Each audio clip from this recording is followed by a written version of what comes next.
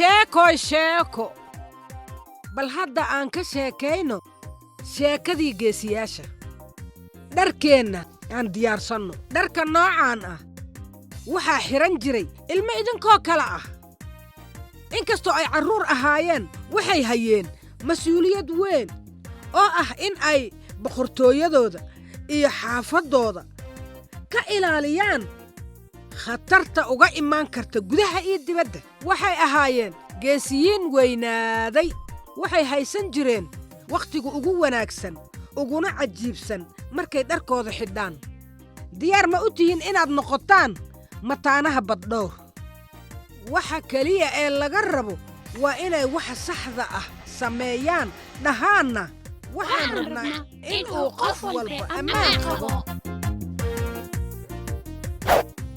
waxaan nahay Mataanaha Bed-dhawr mar kastana waxaan diyaar u nahay waqti wanaagsan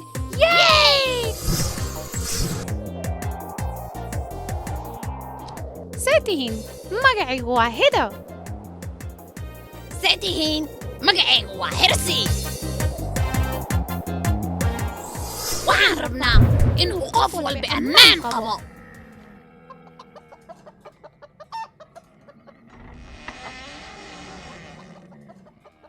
talaal mataqaanaa wuxuu yahay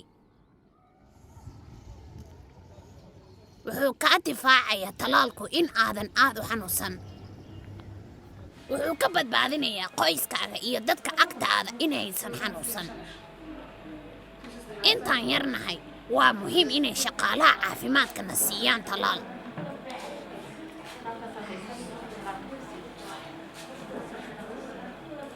talaaladan waxay naga difaacayaan COVID-19 dabaysha jadeecada qaaxada iyo cudurro badan oo kale isticmaalka talaalka waa ammaan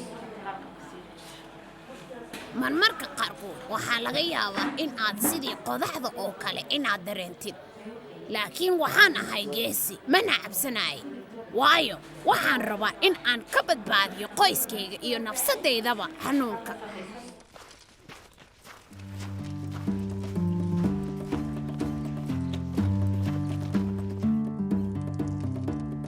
talaalku waa caawiyoo geelku naga celshaa maya geel ma noqon karto waxaan u baahanahay inaan helo ereyga ku habboon maxaad samaynaysaa xirsi waxaan ahay gabayaa waxaan qorayaa gabay ku saabsan talaalka waxaan maqlay inuu talaalka khatar yahay ma run baa taasi maya tani run ma ahan xirsi talaalku wuxuu ka caawinayaa in aad caafimaad qabtid su'aalo ayaan qabaa run mise been dhakhaatiirtu iyo wadaadadu waxay nagu dhiirigeliyaan inaan istalaalno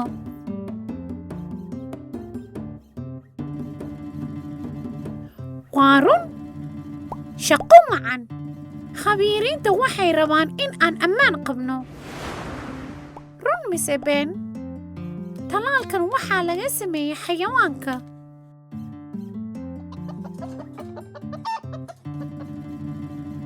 waa been talaalka lagama sameeyo xayawaanka talaalka aan qaadanno waa xalaal waxaad tahay laba ka mid ah labo run mise been ajaaniibta keliya ayay ku dhacaan cudurradan waxayna u baahan yihiin talaal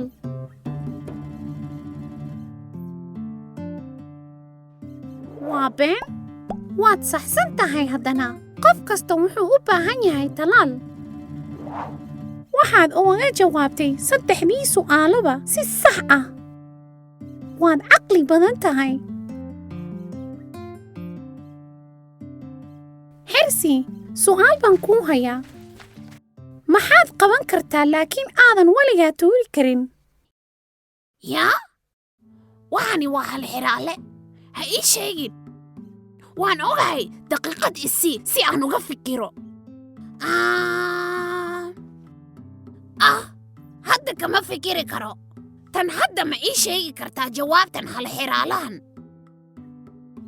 jawaabta hal xiraalahani waa isla ereygii aad gabaygaaga ka raadinaysay. waan fahmay.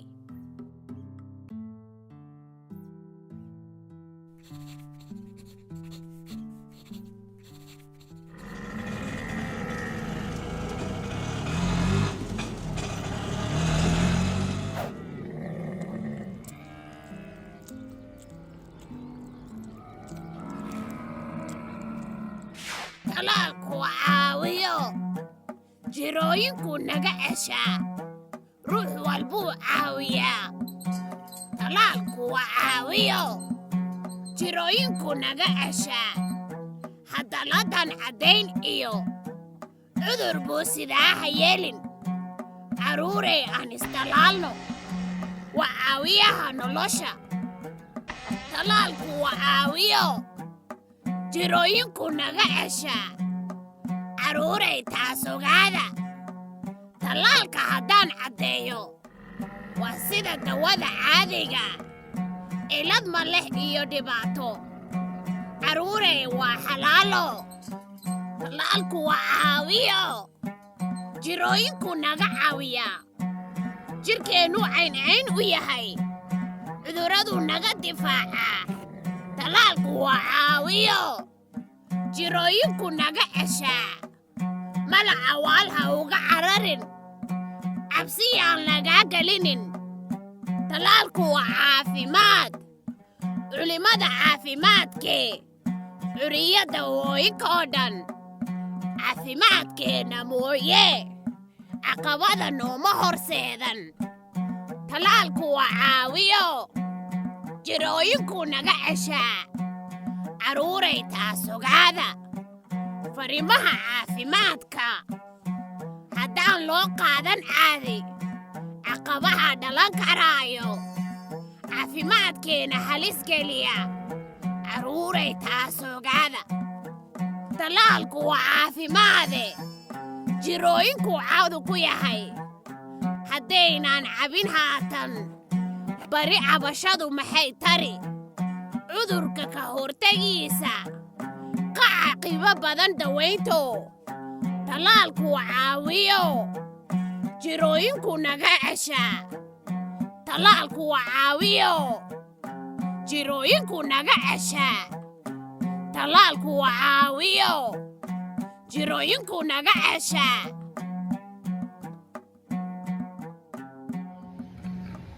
aad ayay muhiim u tahay in lagu talaalo intaad yar tahay. Talaalku wuxuu ka caawiyaa carruurta inay dhisaan difaacooda, isla markaana yareeyaan fursadaha jirada. Talaalku wuxuu kugu difaaci karaa si aad u weynaato ood xoog u lahato. Talaaladan waxay naga difaaci karaan COVID-19, dabaysha, jadeecada, qaaxada iyo cudurro badan oo kale.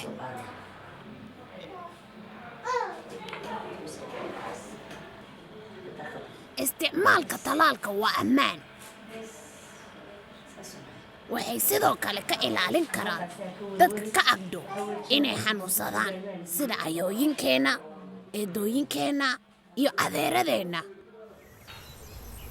Booqo xarumaha caafimaadka maanta si lagu talaalo. Beri waxaa laga yaabaa inay soo daahdo. Inaad qaadatid talaalka waxaad ka caawinaysaa in aad qoyskeena iyo xaafadaheena badbaadisid sidii Mataanaha Bed-dhawr. Talaalku waa Caawiyoo, jirooyinkuu naga celshaa. Waxaan rabnaa inuu qof walba ammaan qabo. Waxaan nahay Mataanaha Bed-dhawr.